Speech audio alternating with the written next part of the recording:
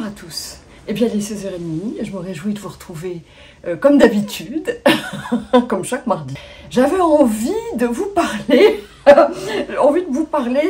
des barbecues. C'est la fin de l'été.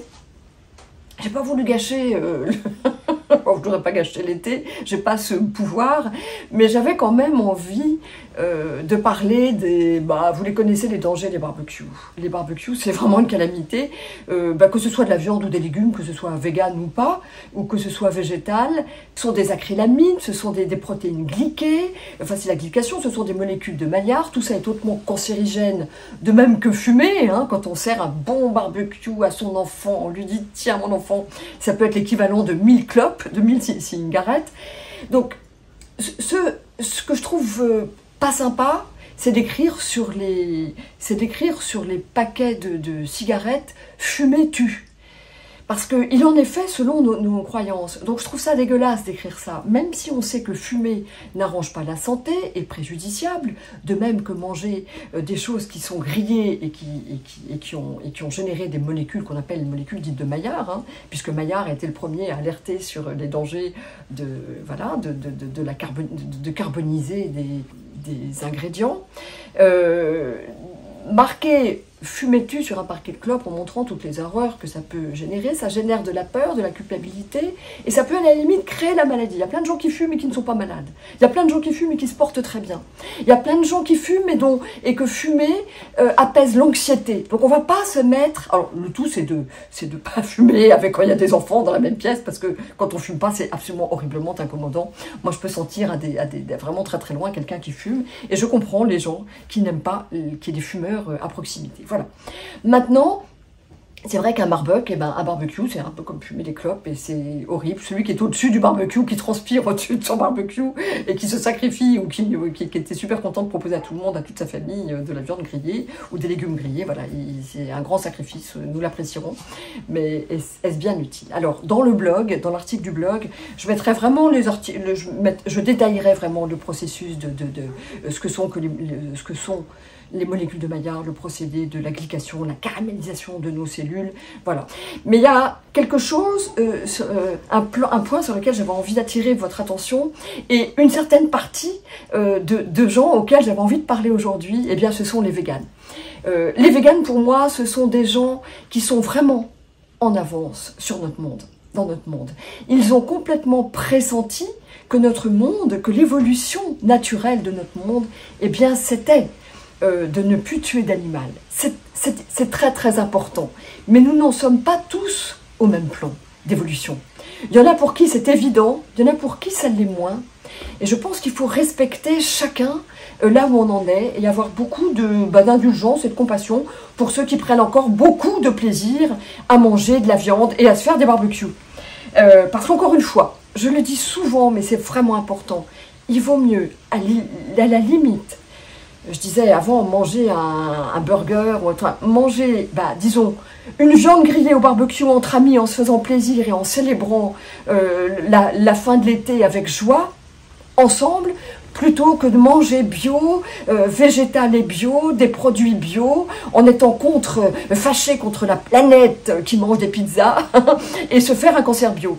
Voilà, l'état d'esprit dans lequel on mange les choses et on fait les choses, on fait la nourriture, on prépare, on la partage, est super important.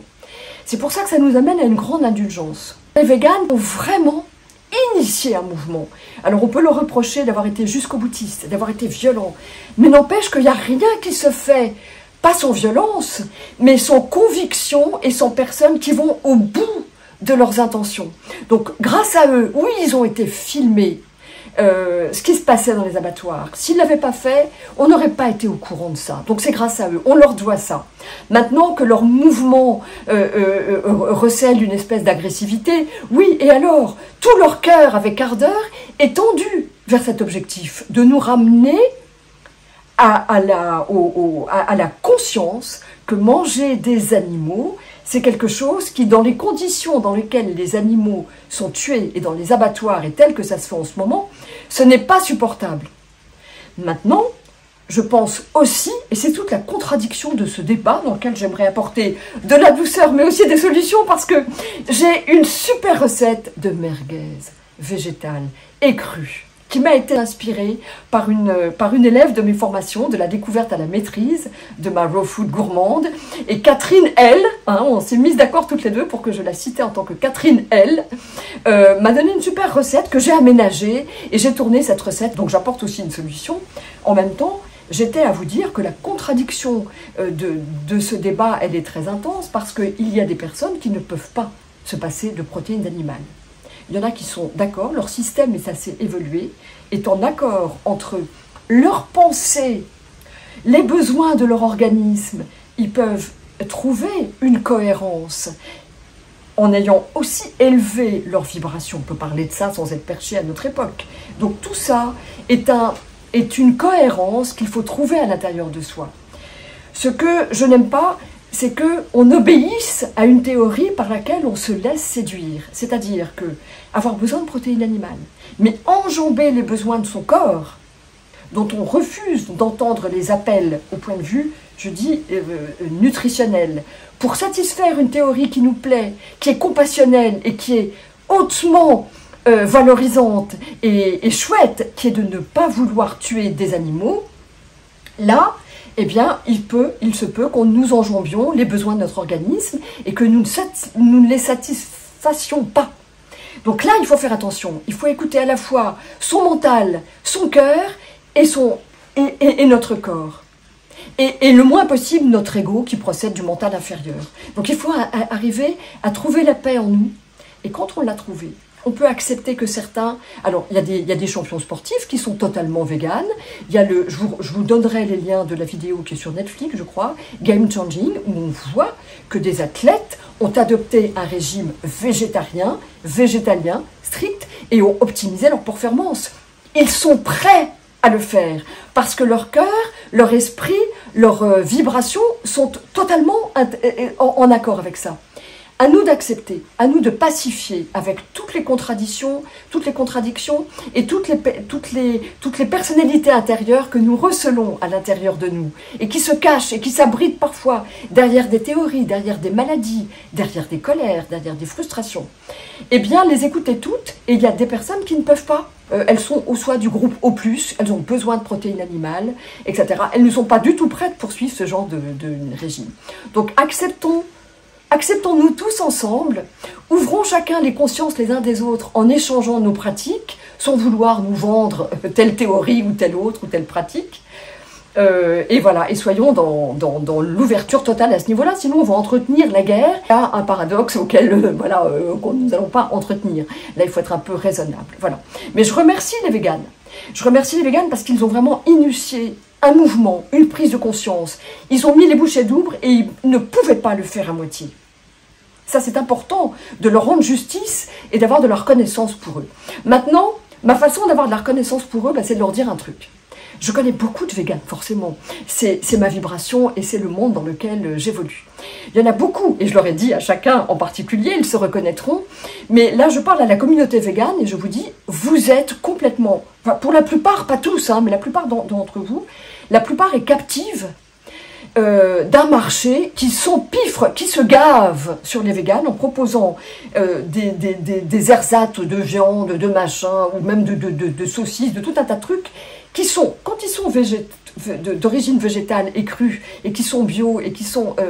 c'est super, mais quand ils concentrent, quand ils sont un concentré de produits dégueulasses, comme du glutamate, des exhausteurs du goût, des trucs on ne sait même pas la composition, eh bien là je dis qu'ils se gavent, hein. C'est un peu l'anagramme, vegan, gave, mais il y a des gens, il y a tout un marché de l'agroalimentaire, de la grande industrialisation qui a tout à fait compris qu'il fallait que les véganes étaient un public captif à qui on pouvait fourguer beaucoup de choses. Quand je vous vois manger des fritures, alors du moment que ce soit pas animal, eh bien c'est ok. Mais à ce moment-là, il y a des fritures. On vous voit souvent, vous n'avez pas l'air en bonne santé. Là, je dis pas tous, hein.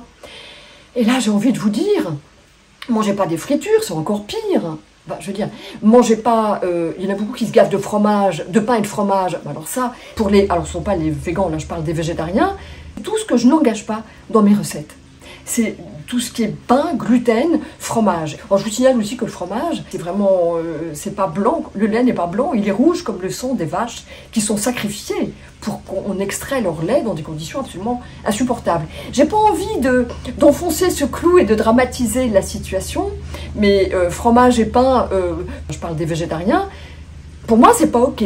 C'est pour ça que j'ai envie de vous dire, mais si vous mangez végétal, mais à 1000%, entendez-moi, entendez mon appel, l'appel du cœur et mon expertise depuis 10 ans, mais c'est surtout manger cru. Parce qu'en mangeant cru, vous avez tous les acides aminés pour composer effectivement des protéines, parce que le corps est fait pour ça, encore faut-il qu'il ait tous les acides aminés. Dans les feuilles vertes, il y a des protéines. Il y a des gens qui trouvent toutes leurs protéines dans les acides aminés que recèlent les feuilles vertes, beaucoup les algues, les champignons. Il y a beaucoup de protéines dans le monde végétal, surtout les acides aminés, qui sont les briques avec lesquelles notre corps sait parfaitement construire des protéines. Il faut le rappeler. D'ailleurs, les vaches et les taureaux mangent de l'herbe, exclusivement de l'herbe, ils sont végétariens, ils ont une grande force. Et ils ont de la chair, celle que certains se plaisent à manger. Donc voilà, de grâce, vegan, orientez-vous vers une nourriture végétale et crue parce que c'est la seule façon de garder intact le potentiel nutritionnel des micronutriments, des oligo-éléments, des vitamines, des acides aminés, des acides gras indispensables à la création des cellules. C'est la seule façon de les garder intacts et qu'ils nourrissent véritablement, qu'ils satisfassent les besoins de notre organisme. Parce que quitte à être vegan, vraiment à 1000%, il faut être cru. Je ne sais pas si je réussis à vous convaincre. En tout cas, vous avez réussi à me convaincre de réduire considérablement, drastiquement, déjà la viande, bon, je m'en suis détournée depuis longtemps, grâce à vous, parce que je ne savais pas avant de créer ma bonne foi, ma terrine 100% végétale et crue, qui imite le goût du foie gras, mais j'ai fait il y a 20 ans, il y a 30 ans, j'ai fait du foie gras. Je l'ai fabriqué, le foie gras. Et j'ignorais complètement, j'étais pas consciente. Donc je veux dire, les consciences ont évolué grâce aux véganes qui ont donné l'alerte. Donc c'est important. Moi, je me suis détournée de la viande parce que j'ai pas envie de faire du tort aux animaux. Donc ça, c'est important et c'est une motivation. Maintenant, je continue à manger du poisson et cet air vegan m'ont alerté que les conditions de pêche sont désastreuses et sont totalement, vraiment désastreuses pour l'écosystème. Je le détaille beaucoup dans le blog, tout ça. Maintenant, moi, je me tourne parce que j'ai la chance d'habiter au bord de la mer et d'avoir des pêcheurs autour de moi qui vont pêcher des poissons. Donc je me nourris d'une pêche qui est complètement artisanale et qui n'est pas du tout industrielle. Encore faut-il, voilà. Mais en même temps, alors vous me direz, il faut en avoir les moyens. Et je vous répondrai, vous n'allez pas aimer, je vais être horriblement antipathique, mais je prends le risque. Mais il faut s'en donner les moyens. J'ai changé ma vie et je suis venue dans un endroit qui était un désert pour planter tous les fruits et les légumes dont j'aime à me nourrir et dont j'aime à m'inspirer pour partager avec vous les recettes que je crée, et qui sont quand même la référence du monde de la raw food. Voilà, et j'ai décidé aussi d'habiter au bord de la mer, voilà, donc j'ai choisi mon lieu de vie, je dirais pas, mais si en fonction de ce que je mange, mais ma nourriture végétale et crue, elle a changé ma vie, j'ai aussi changé ma vie pour elle, et pour la partager avec vous, voilà. Donc, eh bien, je vais terminer ce live en vous rappelant encore que le sommet du jeûne a ouvert ses portes et que je vous donne le lien dans l'article du blog pour vous inscrire gratuitement. Et puis, je suis très honorée de partager une conférence atelier dans laquelle je vous partagerai avec vous des recettes pour accompagner la descente alimentaire et la remontée alimentaire du jeûne. Je parlerai aussi des monodiètes que j'affectionne particulièrement. Je vous dirai aussi combien ma nourriture végétale et crue, elle est totalement hypotoxique, donc elle rentre complètement après un jeûne, avant. Et quand on mange cette nourriture, on n'a plus vraiment besoin de jeûner, si ce n'est au plan émotionnel. Voilà, c'est ce que je pratique encore. Qu'est-ce que je voulais vous dire de plus? Que je vous retrouve la semaine prochaine avec joie et que c'est dans les formations de la découverte à la maîtrise de ma raw food gourmande que vous trouverez la recette de merguez vegan et crue. Je vous retrouve la semaine prochaine avec joie. Je vous laisse à la découverte de cette recette de merguez qui est géniale. Je l'ai faite, je l'ai dégustée, elle est topissime. elle est digne de parvenir jusqu'à vos papilles, avant dans votre cuisine, pour que vous mettiez la main à la pâte et que vous oubliez un petit peu le barbecue. À la semaine prochaine, avec joie. Merci à vous.